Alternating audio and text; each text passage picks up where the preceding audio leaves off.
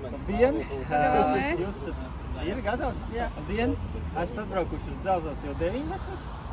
Man sauc Kaspars Loža, esmu biedrības valdes loceklis. Varbūt tad nedaudz pastāstīšu, kā mēs nonācām līdz šādai skaistai mājai. Kā jau visās padomu laika celtnēs, mūsu diena ir kaut kādas problēmas, plīsumi un vispārējais. Tā mēs vienā dienā sapratām, ka mēs negribam cīnīties ar sekām, bet jāsāk jau preventīvi novērst jau tie cēloņi. Un tad arī sanāca tā, ka bija, ja nemaldos, klubsapulce, mājas pārvaldnieks tieši piedāvāja par renovācijām arī. Ja nemaldos, arī Ārnis arī atnāca mums izskaidrot to visu, un tā cilvēkiem tā ideja aizķēra, patikās, un tā uzsākās tas mūsu pāris gadu garais ceļš, kamēr mēs pabeidzām to renovāciju. Māja visumā diezgan pozitīvi bija noskaņota uz to. Nebija tā, ka absolūts vairākums būtu pret. Es pat teiktu, varbūt bišķi vairāk pret, un liela daļa jau, gan mazākā puse bija par to visu. Kā arī kolēģi minēja, tad ļoti bieži vienkārši cilvēkiem ir kaut kāda nezināšana par konkrētu jautājumu, vai ir kaut kāds jautājums, bet nav iedot atbilde. Tādu mēs diezgan individuāli ar šiem cilvēkiem pastrādājām, un protams, viņi arī no negatīva uz mainīja uz pozitīvu. Lai cik komiski neskanētu, bet Covid mums ļoti palīdzēja. Bija tas, kad bija šie ierobežojumi un nedrīkstēja pulcēties. Tad tā mēs ik pa pusstundas ietvaram, katrai kāpņu telpai uztaisījām savu sapulci, nepārsniedzot atļauto cilvēku skaitu. Tad tiešām, ja tā var teikt, nebija tas balagāns, bet mēs bija maz cilvēki, konkrētus jautājumus izrunājām, sapratām, atbildējām uz interesējošām lietām, un tā mēs arī panācām to pozitīvo rezultātu. Kāds viņš ir? Ietaupījums, patēriņš? Ietaupījums fantastisks. Precīzāk varēs pateikt Ārnis, bet tīri tā no mūsu ātrajām aplēsēm viņš ir 60%. Precīzāk 65%.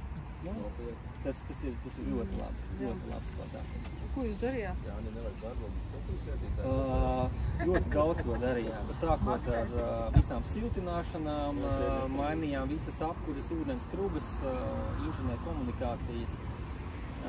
Principā iedavām mājai otro dzīvību. Kādi jautājumi? Ko ar apkuras sistēmu izdarījāt?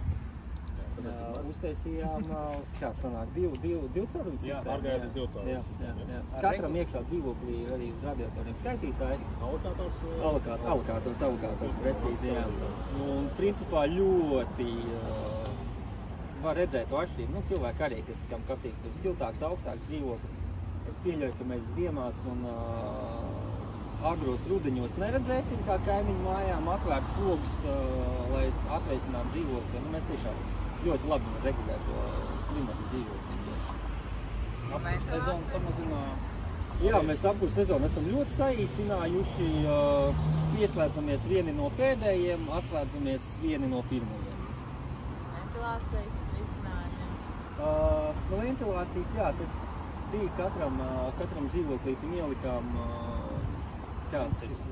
vences sistēmas uz logiem, arī pašu ventilāciju dzīvokļos, bet jā, tas no vences sistēma arī bija paredzējām. Sakārtojam ventilācijas šaktas arī pie vienas reizes, lai būtu tā gaisa plūsma attiecībā. Vēl tāds, protams, jumta lietas sakārtojumi bija arī problēmas ar jumtu. Tagad putni visi dzīvo pa augšu, vairs nedzīvo pa bēniņiem. Viņiem bija panika iestājusies tanī mirklī.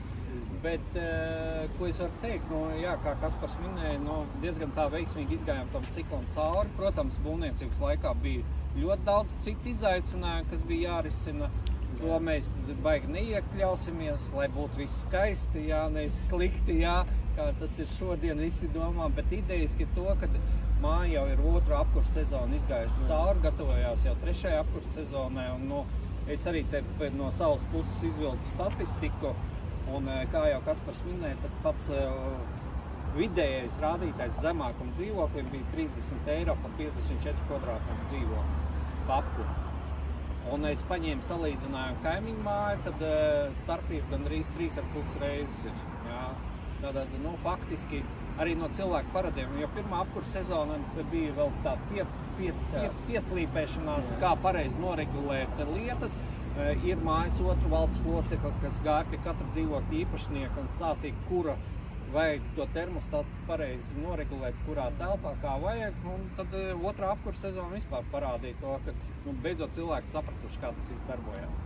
Jā, tā ekonomija tiešām liela un principā arī te ir tas, ka, ja tā statistiski paskatās, cik maksā māja bez renovācijas un mūsu kredīta maksājumus, mums tas iegūms mēs nosacām ar to apkuras ietaupījumu, mēs nosacām šo kredīta maksājumu. Gribu vēl papildināt par to kredīta maksājumu. Sanāca tā, ka pat arī rēķinot pie šo, kad Eiribors ir uzkāpis augšā, neesam nonākuši līdz tam, kad pārsniedz to komunālo kopējo izmaksu kā pirms renovācijas. Jā, tad faktiski ļoti labi nokompensējās, un, protams, izmantoja iespēju dabūt nekustamā īpašuma nodokļu atlaidu, ko regulē Rīgas pašvaldība 90% apmērā. Ko vēl tādu varam pateikt? Protams, vēl bija nianses, ka bija vienu brīdi likās, kad būs sadārdzinājumi, kad mēs veiksmīgi realizējām, kad viss iekļāvamies tāmē esošie. Protams, bija jāatsakās kaut kādām lietām, košumlietām. Rezultātā māja tagad krāja naudu, ko mēs neizdarījām, tas ir kāpņu telpa remonts. Jo tas bija arī viens no faktoriem, jo visi bija fokus to sakārtot pašu māju. Tā rezultāts ir energoefektīvs. Principā jā, tas mērķis vairāk bija to energoefektivitāti un komunikācijas. Un vēl viena piezīme tā pozitīvā visā stāstā, ka visas tās iesaistītās puses, kas bija projekta realizācijā, vienkārši kā viena komanda strādāja. Līdz ar to tikai var cepurt nost to, ko izdarīja māja, ko izdarīja uzraugs, ko izdarīja. Es arī varu pacelt cepuri sev, jā, bet jebkurā gadījumā mēs esam, lai vērtētu iegūto rezultātu. Tālāk. Ejam pastīties, paldies, tev sāstu.